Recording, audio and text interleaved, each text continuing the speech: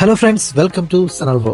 അപ്പോൾ ഇന്ന് ഞങ്ങൾ വീക്കെൻഡായിട്ട് ഞങ്ങളൊന്ന് ബീച്ച് വരെ പോവാണ്. അപ്പോൾ ഞങ്ങളുടെ ചങ്സ് ഫാമിലിയിലെ എല്ലാവരും ഉണ്ട്. അപ്പോൾ അവരെല്ലാം കൂടി നമ്മൾ മാൽക്കെ ബീച്ചിലെത്തി. ബഹ്റിനിലെ തന്നെ അറിയപ്പെടുന്നൊരു ബീച്ചാണ്.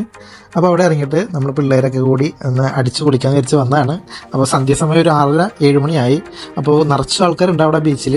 അപ്പോൾ നമ്മുടെ പിള്ളേരൊക്കെ കുളിക്കാനൊക്കെ ഇറങ്ങി അടിച്ചു പൊളിച്ചു ഇരിക്കുമ്പോഴാണ് പെട്ടെന്നാണ് നമുക്ക് നമ്മുടെ ടീം മെമ്പറിൻ്റെ കണ്ണിൽ ഒരു സംഭവം പെട്ടത്.